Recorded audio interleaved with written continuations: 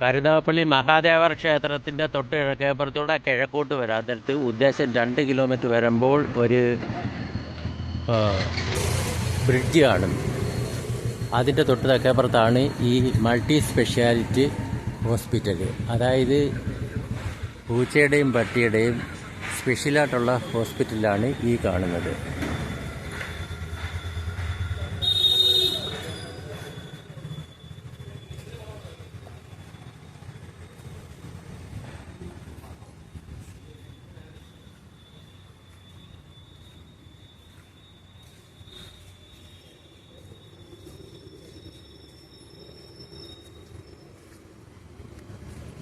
ഇത് ഏത് ടൈപ്പിലെയാ? എത്ര രൂപ കോസ്റ്റ് വരും?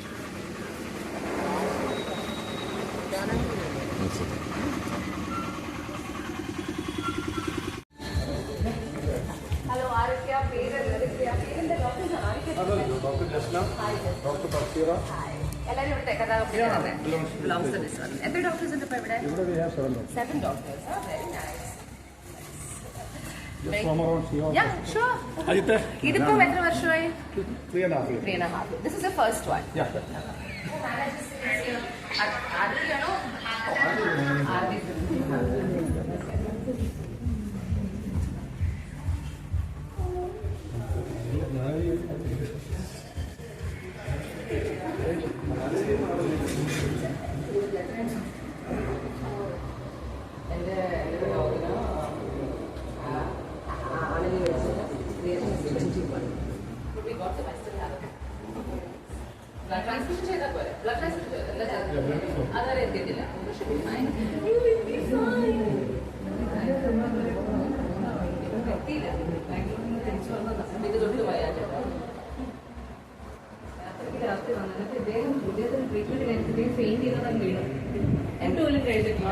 ഞാൻ എൻ്റെ തന്നെ ഡയാലിസിസ് ചെയ്തു.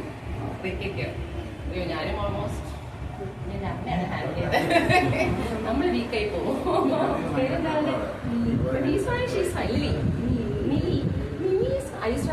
ഹോസ്പിറ്റലിൽ ഭയങ്കര പേടിയാ. ഷുഗർ ചെയ്യാൻ തുടങ്ങി. ഇഷ്ടമല്ല അല്ലേ കുക്കൂസിന്റെ? എനിക്കും ഭാഗമുണ്ടായിരുന്നു.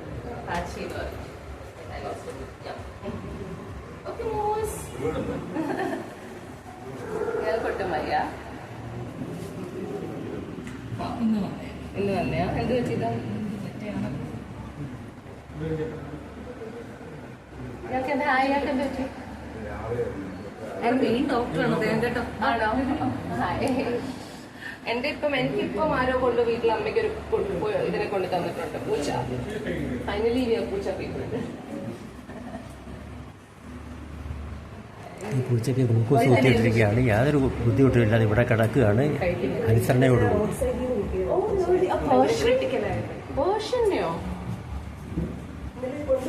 ചെറിയൊരു ഷാഡോ ഡ്രിഫ്റ്റ് മാത്രമേ ഉണ്ടായിരുന്നുള്ളൂ. ഇപ്പൊ ബെറ്റർ ആവുന്നുണ്ടോ? ബെറ്റർ ആവുന്നുണ്ട്. കാരണം ഇന്നലെ ടെമ്പറേച്ചർ 90 ഡിഗ്രി ഉണ്ടായിരുന്നുള്ളൂ. നമ്മൾ ട്രീറ്റ്മെന്റ് ബ്ലഡ് കളക്ട് ചെയ്യാൻ നോക്കിയിട്ട് പറ്റുന്നില്ലായിരുന്നു. ആദ്യം ആളൊന്ന് സ്റ്റേബിൾ ആയിട്ട് പിന്നെ ഫർദർ ഇൻവെസ്റ്റിഗേഷനിലോട്ട് പോകാൻ വിചാരിച്ചു.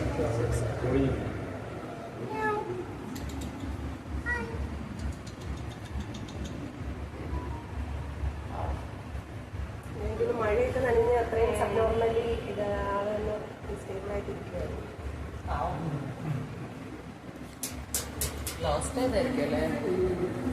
നമ്മുടെ ലോകപ്രസിദ്ധ താരം ഏഷ്യാനെറ്റിലെ സ്റ്റാർ സിംഗറിന്റെ അവതാരകയായിരിക്കുന്ന രഞ്ജിത ഹരിദാസാണ് ഈ ഇത്. രഞ്ജിനി ഹരിദാസ്.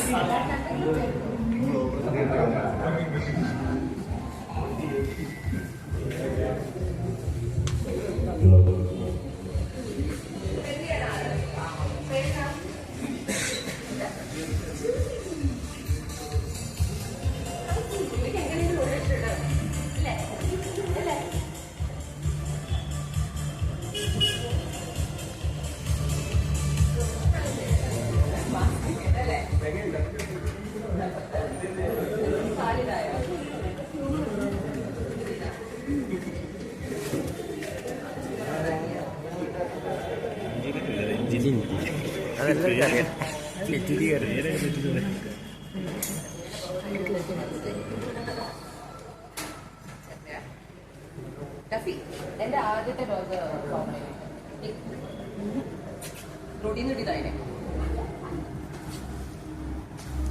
ഒരു ചോദ്യം ചോദിക്കാമല്ലോ. കെട്ടണം എന്നാണോ? അല്ല, ഈ പട്ടിയെ മാത്രമാണോ സ്നേഹിക്കുന്നതെന്ന് മാത്രമാണ് ചോദിച്ചത്.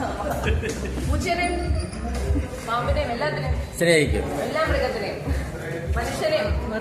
ഹലോ,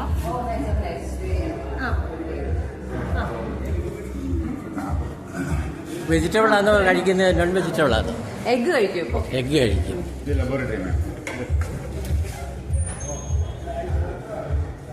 നോൺ വെജ് കഴിക്കുമായിരുന്നു, മാറ്റാൻ ഇത് പിന്നെ ഇവിടുത്തെ ചികിത്സാ രീതികൾ എന്തൊക്കെയാണ് ഈ നായ്ക്കളെ കൊണ്ടുവന്ന് കഴിഞ്ഞു കഴിഞ്ഞാൽ? എന്തായിരുന്നു ഈ ഡോക്ടർ ഈ നായ്ക്കളെ കൊണ്ടുവന്ന് കഴിഞ്ഞു കഴിഞ്ഞാൽ ഏതെല്ലാം തരത്തിലുള്ള ചികിത്സാ സമ്പ്രദായമാണ് ഈ ഹോസ്പിറ്റലിലുള്ളത്? നമുക്കിവിടെ ആണെങ്കിൽ ബ്ലഡ് ചെക്കിംഗ് മുതൽ എക്സ്റേ, സ്കാനിങ് ഉൾപ്പെടെ എല്ലാ ഫെസിലിറ്റീസും നമുക്കുണ്ട്. നമ്മളൊരു ഡോഗിനെ പ്രസന്റ് ചെയ്യുമ്പോഴത്തേക്ക് അതിന്റെ കണ്ടീഷൻസ്, ഹിസ്റ്ററി ഒക്കെ നമ്മൾ ചോദിച്ചറിഞ്ഞിട്ട് അതനുസരിച്ചിട്ടുള്ള ഒരു ട്രീറ്റ്മെന്റ് പ്ലാൻ ആണ് നമ്മളിവിടെ ചെയ്യുന്നത്. ഇപ്പൊ ഏറ്റവും കൂടുതൽ വരുന്ന രോഗം ഏത് രീതിയിലുള്ളതാണ്? വൈറസ് പനിയാണോ? ഇൻഫെക്ഷസ് ആയിട്ടുള്ള വൈറൽ അസുഖങ്ങൾ കൂടുതലായിട്ടും വരുന്നുണ്ട്. പപ്പീസിലെ പാവം പോലത്തെ അങ്ങനെ ഒരുപാട് കേസുകൾ ഇവിടെ വരുന്നുണ്ട്. അപ്പൊ മനസ്സിലാക്കി കഴിയാൻ നേരത്തെ ഏത് ചികിത്സയാണ് ഈ നായ്ക്കൾക്ക് കൊടുക്കുന്നത്? ആദ്യമേ എക്സ്റേ എടുക്കുവോ, സ്കാൻ ചെയ്യുവോ, അതേപോലെ രക്തം പരിശോധിക്കുകയോ? ഓരോ അനിമലിനെ ഡിപ്പെൻഡ് ചെയ്തിരിക്കും. അത് ശരി. രക്തം പരിശോധിക്കുന്നില്ലേ ഇവിടെ? രക്തം പരിശോധിക്കാൻ നേരത്ത് കാര്യങ്ങൾ കിട്ടിക്കഴിഞ്ഞു കഴിഞ്ഞാൽ ഉടനെ അതനുസരിച്ചുള്ള ചികിത്സയാണോ നടത്തുന്നത്? അതെ, കാരണം നമ്മൾ കണ്ണും പൂട്ടി ഒരു ട്രീറ്റ്മെന്റ് ചെയ്തിട്ട് കാര്യമില്ലല്ലോ. കാരണം ഒരു അനിമൽ പ്രസന്റ് ചെയ്യുമ്പോഴത്തേക്ക് അവരുടെ ആദ്യം ഹിസ്റ്ററി ചോദിക്കുക. അതാണ് ആദ്യത്തെ മെയിൻ കാര്യം. കാരണം ഓണേഴ്സ് പലപ്പോഴും ആ ഹിസ്റ്ററി റിവീൽ ചെയ്യാൻ കുറച്ച് ബുദ്ധിമുട്ട് കാണിക്കും. അപ്പൊ നമ്മുടെ ട്രീറ്റ്മെന്റിന്റെ ഒരു പ്ലാനും വ്യത്യാസം വരും. അപ്പൊ നമ്മളത് ആദ്യം അത് ചോദിച്ചറിഞ്ഞിട്ട് അതനുസരിച്ചിട്ട് ആദ്യം ബ്ലഡ് ചെക്കിംഗ് ആണോ, അല്ലെങ്കിൽ നമ്മൾ ചില കണ്ടീഷനിൽ ഇപ്പം കഫിങ്ങോ കാര്യങ്ങളോ ഹാർട്ടിന് എന്തെങ്കിലും പ്രോബ്ലം ഉണ്ടെങ്കിൽ എക്സ്റേ നമ്മൾ എടുത്തു നോക്കാം. പിന്നെ മറ്റൊരു കാര്യം, ഈ പട്ടിയുടെ ഈ ബ്ലഡിന്റെ ഗ്രൂപ്പ് ഏതൊക്കെയാണ്? ബ്ലഡ് മെയിൻ ആയിട്ട് RH ഗ്രൂപ്പിംഗ് ആണ് മെയിൻ ആയിട്ട് ഇവർക്ക് വരുന്നത്. ഡോഗിന്റെ കേസിൽ അതാണ് വരുന്നത്. കാരണം AB അതുപോലത്തെ പല O positive, O negative, AB ഒന്നും തന്നെ ഇല്ലേ? ഇവര് മെയിൻ ആയിട്ട് നമ്മൾ RH ഗ്രൂപ്പിംഗ് എന്നാണ് പറയുന്നത്. ശരി, RH ഗ്രൂപ്പ്. അത് നമ്മുടെ മനുഷ്യനുമായിട്ട് കമ്പയർ ചെയ്യാൻ പറ്റുമോ? ഇല്ല, ഒരു കാരണവശാലും പറ്റത്തില്ല. അതിന്റെ ഒറ്റ ഗ്രൂപ്പായി വരാൻ നേരത്തെ തീർച്ചയായിട്ടും മനുഷ്യനെ അത് പിടിക്കാത്ത ഒറ്റ ഗ്രൂപ്പായിട്ട് വരത്തില്ലേ? ഇപ്പം O പോസിറ്റീവ് അല്ലെങ്കിൽ B പോസിറ്റീവ്, മനുഷ്യനും അതുപോലത്തെ ഗ്രൂപ്പില്ലയോ?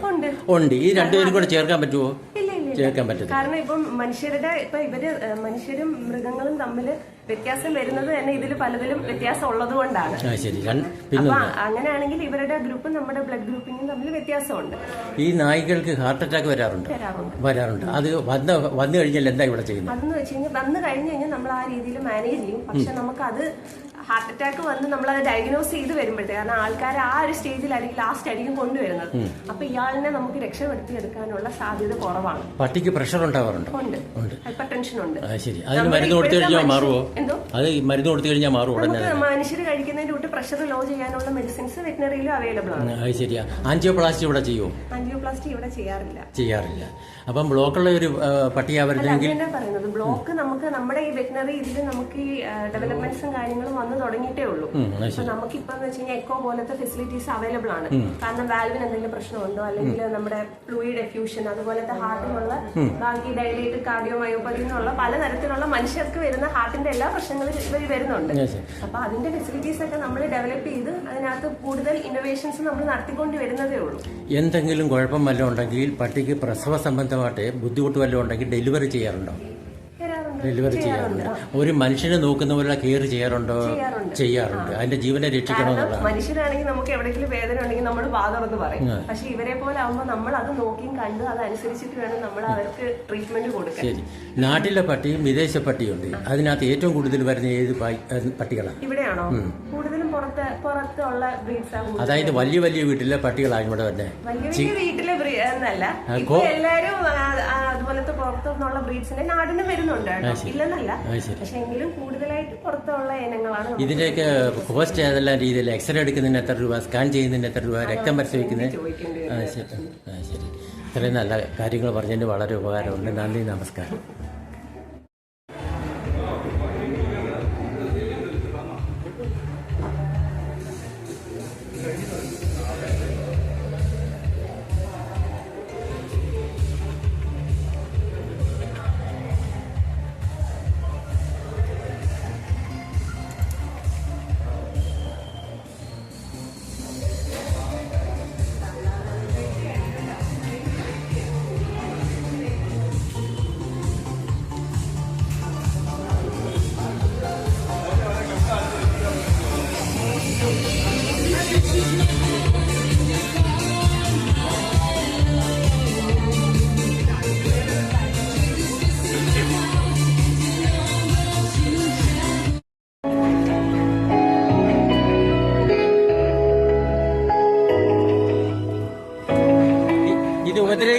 ഉപദ്രവിക്കത്തില്ലല്ലോ, ഇത് ഉപദ്രവിക്കത്തില്ലല്ലോ.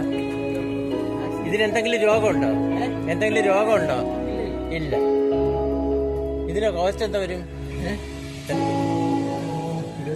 22,000.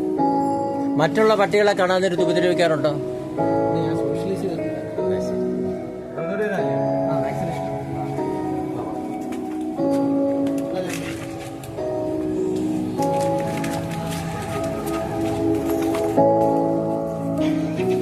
വീട്ടിൽ നിന്ന് വണ്ടിയിലായിട്ട് കൊണ്ടുവന്നിരിക്കുന്നത് ഒരു സ്വല്പം ഭയപ്പാടുണ്ട് ആൾക്കാരെ കാണാൻ നേരിട്ട്, അല്ലാതെ മറ്റു കുഴപ്പങ്ങളൊന്നും തന്നെയില്ല.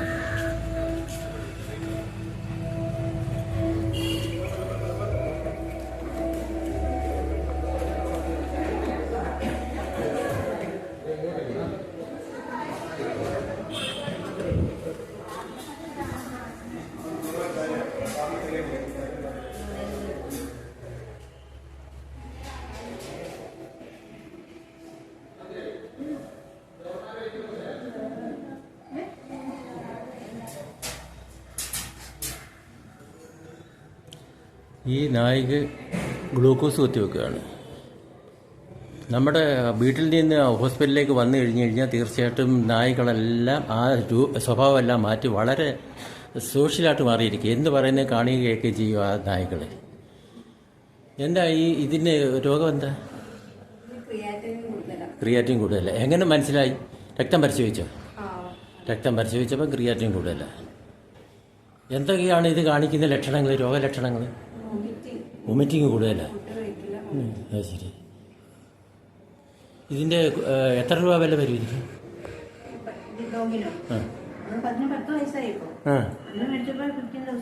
അത് ശരി. വീട്ടിനകത്ത് എന്തെങ്കിലും പ്രശ്നങ്ങൾ ഉണ്ടാക്കുമോ? നമ്മൾ പറയുന്നതൊക്കെ കേൾക്കുമോ?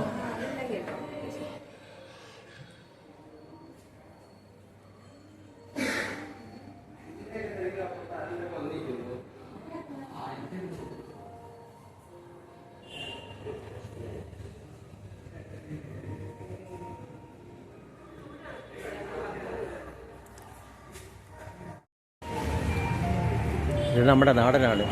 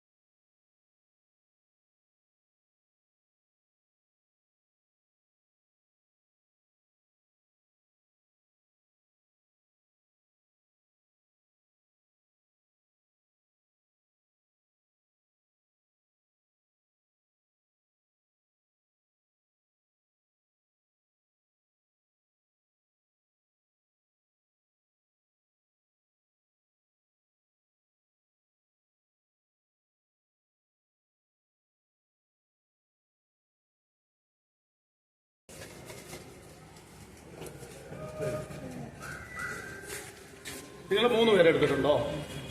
2 പേര്. മറ്റേ ആ പയ്യനുണ്ടല്ലോ, മറ്റേ 3 പേരല്ലേ എടുത്തേക്കുന്നത്? 2 പേര്. ഒരാൾ കൂടെ എടുത്തിട്ടുണ്ട്. എന്ത് ചെയ്ത്?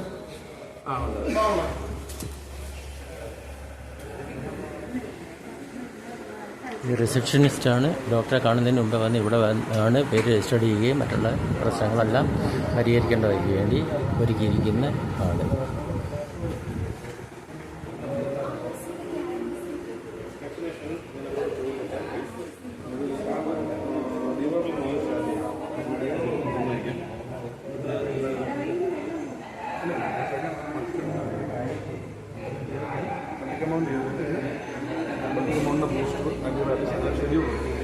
കഴിഞ്ഞിട്ടേ ഇത് ഡോക്ടർ അതുല്യമുണ്ട്. ഡോക്ടർ ജസ്റ്റ് ആരെങ്കിലും ഹാഫ് ആൻ അവർ സംസാരിക്കും. എന്നിട്ട് പാവും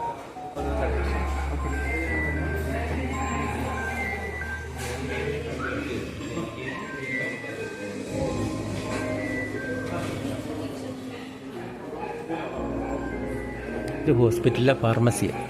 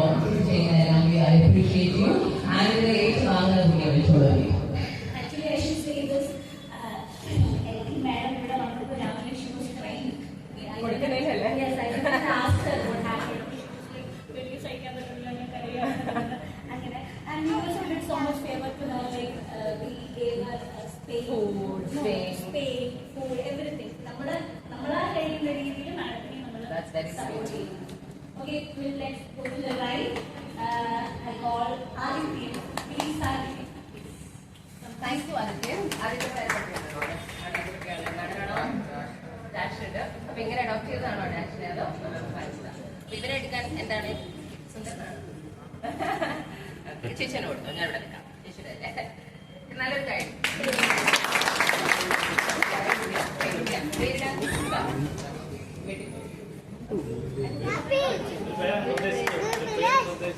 ഞാനോ അയ്യോ എന്റെ പേരെ ഇഷ്ടമല്ല.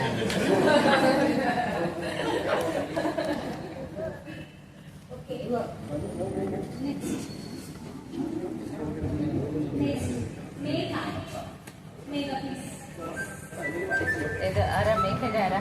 ഉറങ്ങുന്നവരാണ്. ഓക്കെ, അവനോടെ കിടന്ന് ഉറങ്ങിക്കോട്ടെ. ഓക്കെ, ഇവനെ കൊടുത്തു, ഇവനെ ചേച്ചി കൊടുത്തു. ഇവനാണോ ഇവളാണോ? ഇവളാ.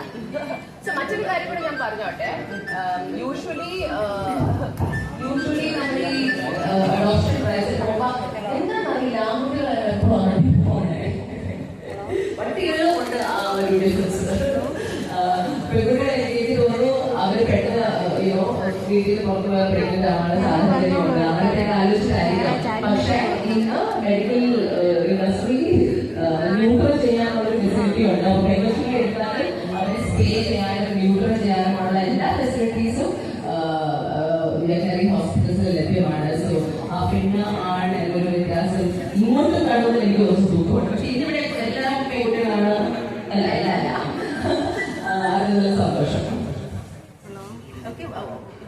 പെറ്റ്സ് ഉണ്ടോ? ഹലോ, ലാബ് ഉണ്ടോ? ഇവനെ എടുക്കാൻ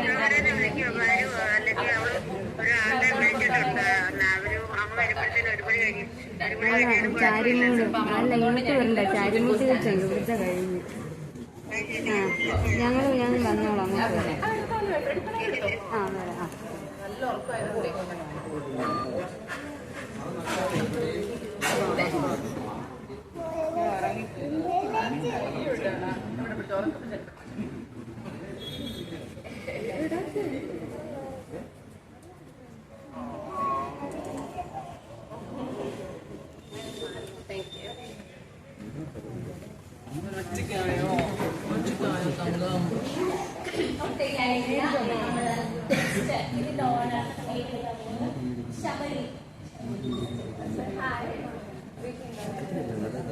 മൊത്തം എടുത്തിട്ടുണ്ട്, ഇങ്ങോട്ട് എടുത്തില്ല.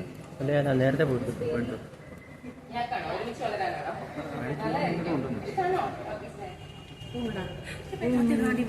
ഇവര് മതി.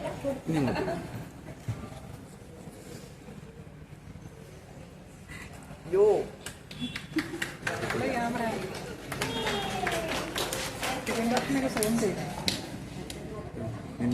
പേടിക്കണ്ട, കരയണ്ട കരയണ്ട.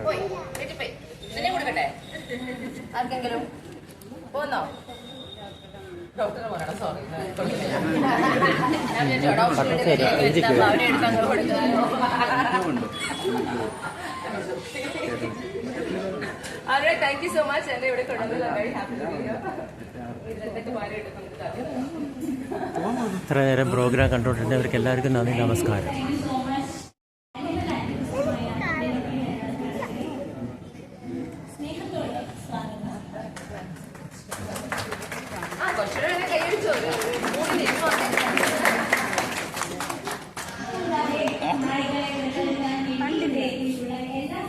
എല്ലാവർക്കും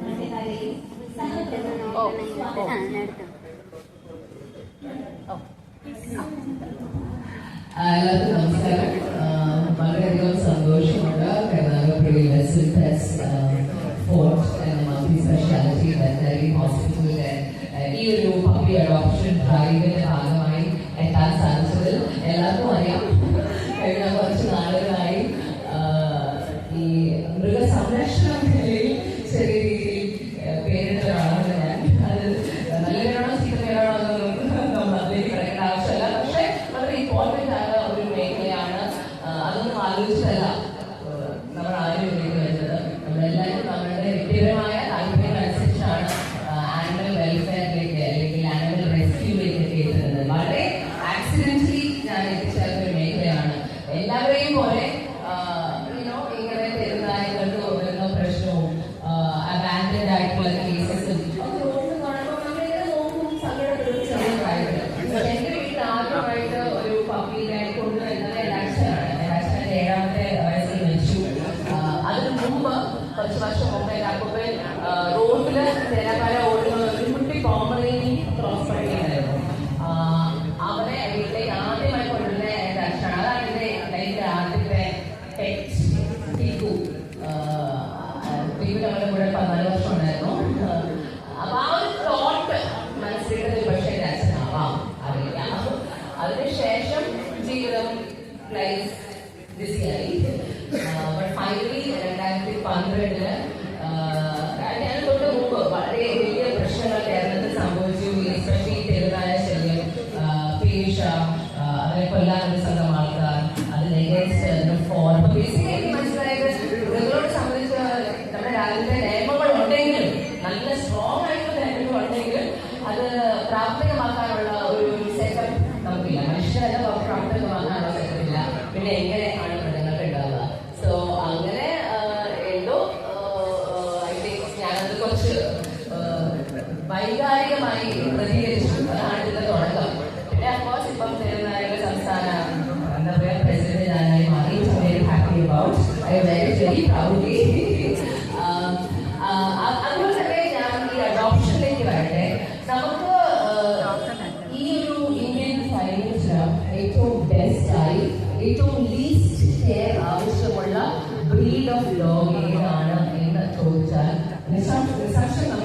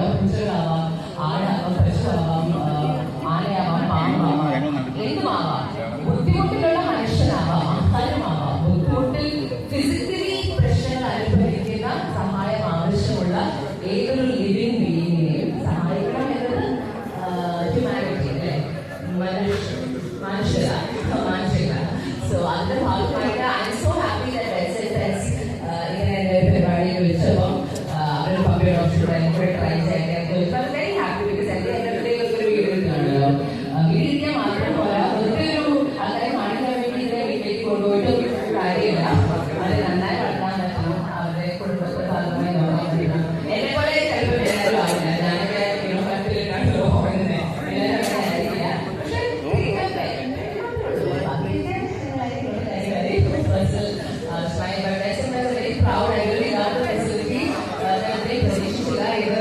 ഒരു ഹോസ്പിറ്റൽ ഒരു ഫീലിംഗ് കിട്ടുന്നില്ല അതാണ് വലിയൊരു സംഭവം സെക്രട്ടറിക്ക് ഐ പി അല്ലെങ്കിൽ ഡോസ് ഉള്ള സമയത്ത് വയ്യാത്ത സ്ഥലത്ത് ഒക്കെ you feel like A hospital ബാക്കിയൊക്കെ വളരെ വോമായ വളരെ ഫ്രണ്ട്ലി ആയ വളരെ അപ്രോച്ചബിൾ ആയിട്ടുള്ള ഒരു എൻവയൺമെന്റ് ആണ് always happy people and happy posters ഇങ്ങനെ ഒരു മൃഗാശുപത്രിയാണ് വെറ്ററിനറി ഹോസ്പിറ്റലാണ് അതൊരു ബിസിനസ് സംരംഭം തന്നെയാണ് പക്ഷെ അതിന്റെ കൂടെ തന്നെ ഇങ്ങനത്തെ നല്ല നല്ല കാര്യങ്ങൾ അതിന്റെ കൂടെ ചെയ്യുമ്പോൾ ഐ തിങ്ക് സൊസൈറ്റിക്കും കമ്മ്യൂണിറ്റിക്കും നല്ലൊരു മെസ്സേജ് ആണ് നിങ്ങൾ നൽകുന്നത് very happy to be small part thank you so much for having me here